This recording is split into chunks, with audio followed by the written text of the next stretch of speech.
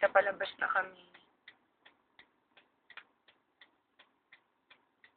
Ito na yung main road.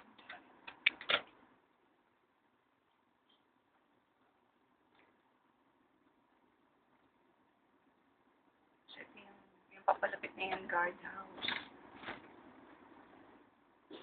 Kasi yung mga dating model house. Tinignan namin. Yan, guardhouse niya. Yan. Yan ang guardhouse. Labas na kami sa labasan. Paglabas mo, may palengke na. Yan. Pwede mong lakarin. Doon sa dulo, sakaya ng jeep. May tricycle din, kung ayaw mo maglakad. Yan. Tapos ito yung Centennial. Pang subdivision. Pareho yan developer. Yan.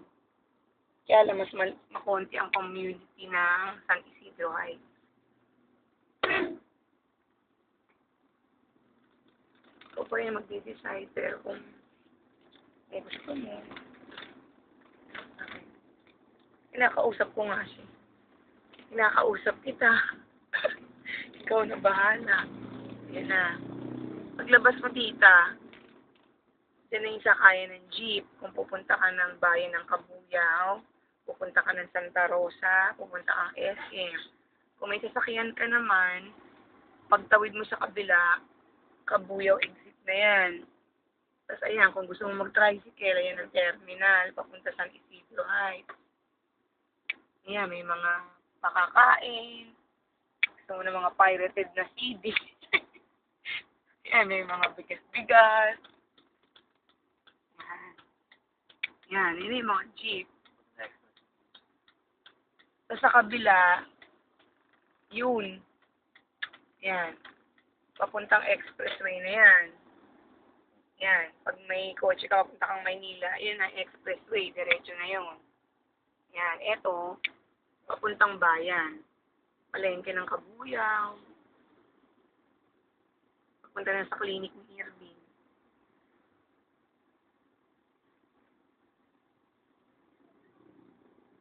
Yan.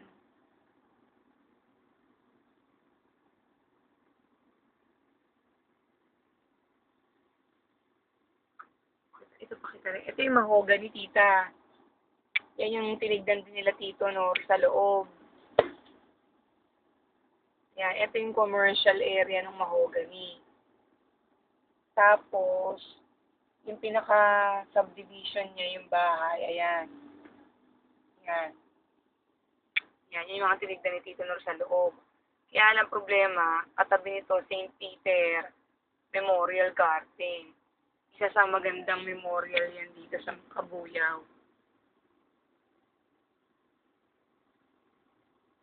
Yan, tapos konting yun na yung simbahan ng St. Francis. Ito, school, public school. Doon, simbahan ng St. Francis.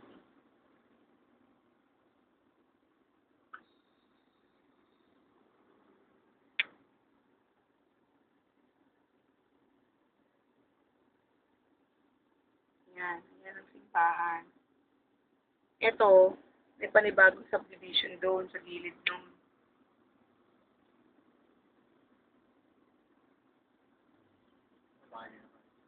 Ayan. Tapos, kung gusto mo naman ng bangko, malapit na ang Nestle at BPI dito.